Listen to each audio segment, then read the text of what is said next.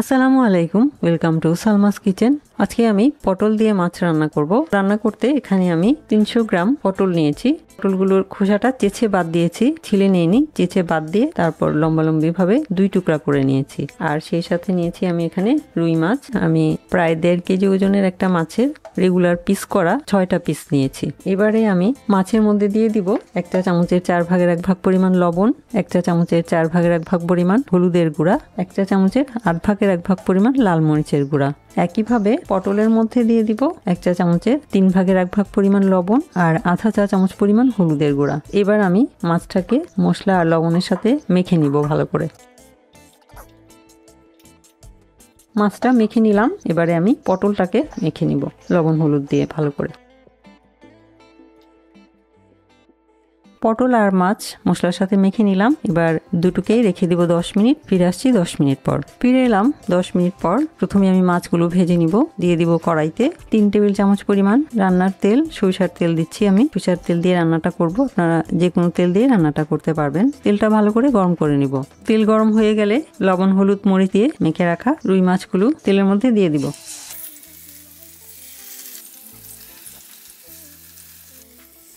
মাছের এক পাশ ভাজা হলে উল্টিয়ে দিব।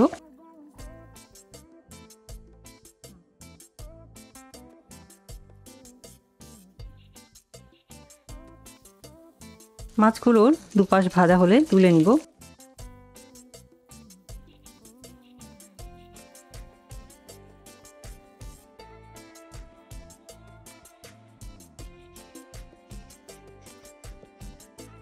এবার রয়ে যাওয়া তেলের সাথে দিয়ে দিব আর 2 টেবিল চামচ পরিমাণ তেল। এবার দিয়ে দিব লবণ হলুদ দিয়ে মেখে রাখা পটল। হালকা একটু নেড়ে চেড়ে নিব।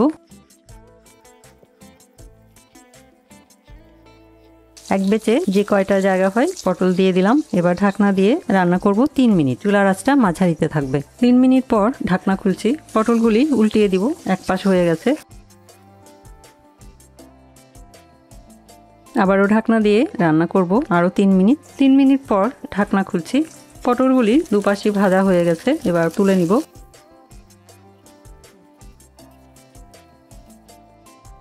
তুলে নিলাম। এবার বাকি যে কয়টা আছে সে কয়টা দিয়েও কিভাবে ভেজে নিব। দ্বিতীয় ব্যাচও ভাজা হয়ে গেছে, এগুলাও তুলে নিব। কড়াইটা ময়লা হয়ে গেছে, আমি কড়াইটা ভালো করে পরিষ্কার করে ফিরে আসছি। কড়াইটা পরিষ্কার করে ফিরে আসলাম। এবার আমি কড়াইতে দিয়ে দিব 3 টেবিল চামচ পরিমাণ রান্নার তেল। তেল গরম করে নিব। তেল গরম হয়ে গেলে দিয়ে দিব আধা কাপ পরিমাণ পেঁয়াজ কুচি। পেঁয়াজ কুচিটাকে হালকা লাল করে ভেজে নিব। পেঁয়াজ কুচি হালকা লাল হয়ে গেলে দিয়ে দিব 1.5 চা চামচ পরিমাণ আদা এবং রসুন বাটা। আদা রসুন বাটাটাকে 1 মিনিটের মতো একটু ভেজে নিব, কাঁচা গন্ধটা চলে যাওয়া পর্যন্ত। আদা রসুন বাটা দিয়ে 1 মিনিট ভেজে নিলাম। এই পর্যায়ে যোগ করব আধা চা চামচ পরিমাণ হলুদের গুঁড়া, আধা চা চামচ পরিমাণ লাল মরিচের গুঁড়া, 1 চা চামচ পরিমাণ ধনিয়ার গুঁড়া। সেই সাথে দিয়ে দিব স্বাদ মতো লবণ। একই সাথে দিয়ে দিব আধা কাপ পরিমাণ পানি। নেড়ে চেড়ে সবকিছু মিলিয়ে নিব। পানিটা দিলাম যাতে মশলাগুলি পুড়ে না যায়। এবার মশলাগুলিকে ভালো করে কষিয়ে নিব। আবার ঢাকনা দিয়ে দিলাম। ঢাকনা দিয়ে মশলাটাকে কষাবো 3 থেকে 4 মিনিট ধরে। চুলার আঁচটা মিডিয়াম লোতে থাকবে। ফিরে এলাম 3 মিনিট পর। ঢাকনার বাইরে থেকে দেখা যাচ্ছে মশলার পানিটা শুকিয়ে গেছে। ঢাকনা খুলছি। মশলাটা একদম ভালোভাবে কষানো হয়ে গেছে। এ পর্যায়ে যোগ করব ভেজে নেওয়া পটল। পটলগুলোকে এবার মশলার সাথে কষাবো 3 মিনিট ধরে। ঢাকনা দিয়ে দিলাম 3 মিনিটের জন্য। এর মাঝে ঢাকনা খুলে দুবার নেড়ে দিব। ফিরে আসছি 3 মিনিট পর। ফিরে এলাম 3 মিনিট পর। ঢাকনা খুলছি। পটলটা মশলার সাথে একদম সুন্দরভাবে কষানো হয়ে গেছে। এ পর্যায়ে যোগ করব পানি। পানি দিয়ে দিলাম 1 কাপ আর আধা কাপ, অর্থাৎ 1.5 কাপ পরিমাণ। এবার ঢাকনা দিয়ে রান্না করব 5 মিনিট। ফিরে আসছি 5 মিনিট পর। ফিরে এলাম 5 মিনিট পর। ঢাকনা খুলছি।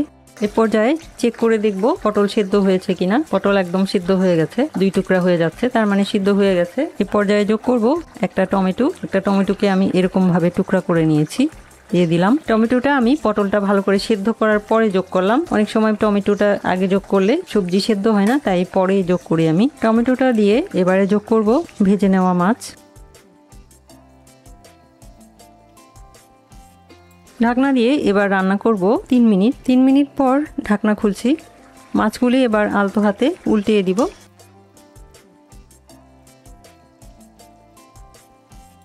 সেই সাথে দিয়ে দিব আধা চা চামচ পরিমাণ ভাজা জিরার গুঁড়া।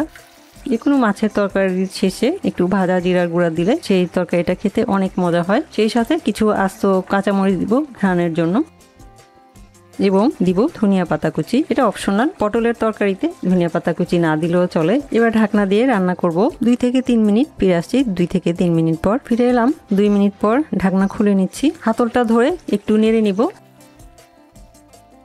রান্নাটা হয়ে গেছে, চুলা বন্ধ করে দিব। এবারে পরিবেশন করে নিব। সরাসরি কড়াই থেকে ডিশে ঢেলে নিব।